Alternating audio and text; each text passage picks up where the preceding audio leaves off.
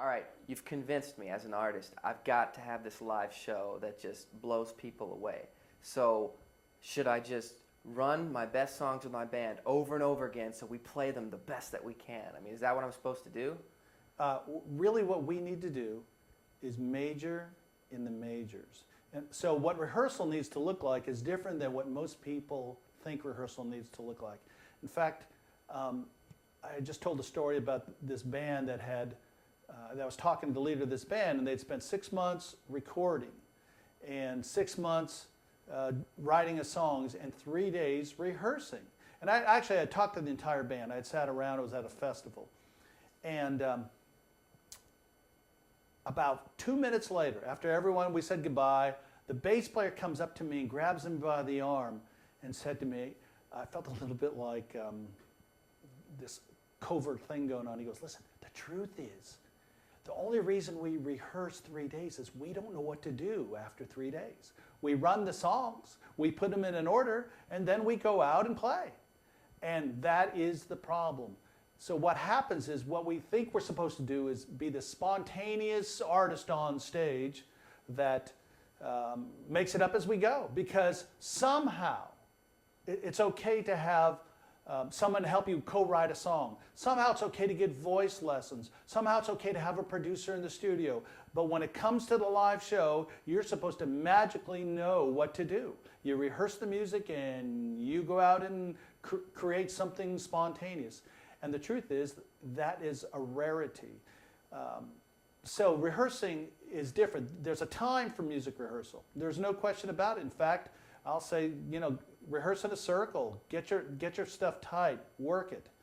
But then what happens is I'll come in. Actually, what I generally do is I'll get a record that's already finished.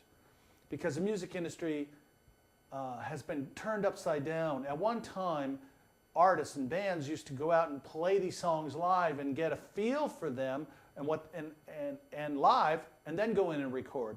But nowadays, a lot of people write the songs, record the songs, and then they learn them the way they are on the record, and they go out and play them. And they play them well, they play them tight, they play them with great tones, they have great voice, harmonies, all stuff, and they can't figure out why it's not working or why it just kind of works. And the reason is because it's a different animal in rehearsal.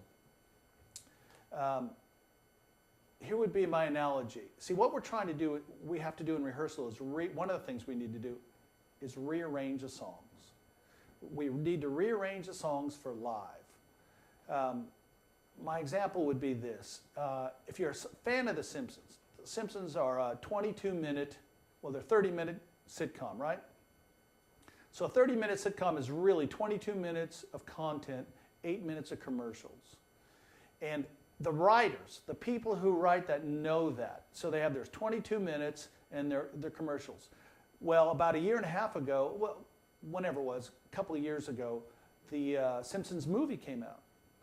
And I asked the Simpsons fans, I said, okay, listen, you guys, if you go into that movie theater, pay your $8, $10, whatever it is, and you sit down, and on comes 30 minutes of The Simpsons, and it goes away, just like happens on TV, how would you feel? And every one of them says, I feel ripped off. Why? Because our expectations are different for TV as they are for movies. So what you've got to do in rehearsal is go in understanding the live music is different than radio. So you have to go in and rearrange the songs. And that is a part of rehearsal. And that spontaneity that every artist wants to do. You need to leave room in your rehearsal for that. See, it can happen in rehearsal. It doesn't happen on stage. I was at a music conference in New York. It was on a panel called Stage Diving 101. And it was interesting because a drummer for Kiss was on it, myself, and a couple of managers, and one frontman of a band. And this frontman from the band said, it's not real unless it's spontaneous on stage. That's where the spontaneity should happen all the time. And I think listen, I'm all for spontaneity on stage. But I asked him this question. I said, okay, let me ask you this then. If it's got to be spontaneous to make it real, then let's say some night you go out on stage, you're up there, you're doing something, and that creative spirit's in, you're in your groove, it's happening, and you do something, whether it's verbal, visual, musical, and it works. You get a response from the audience. It's like, whoa, that works. So great, you did something spontaneous. I said, so the next night, you go out and do the show. You going to do that same thing? He goes, well, of course. I said, where'd the spontaneity go? Quiet. Well, what? It's ridiculous. He's limiting himself to on stage to be spontaneous.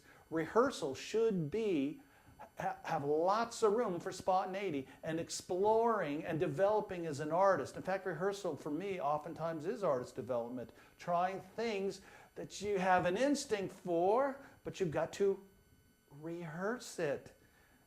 And so instead of just going in and playing the songs, thinking that's going to work, and then you jump around stage and wing it, and seriously, that's what most artists do.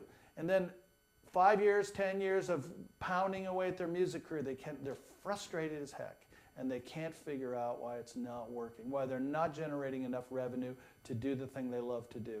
And in most cases, it's because it really does start with rehearsal. They don't know how to rehearse and pull those moments out of rehearsal that will translate to the stage. And you're writing in rehearsal for live instead of just playing songs the way they are on the record.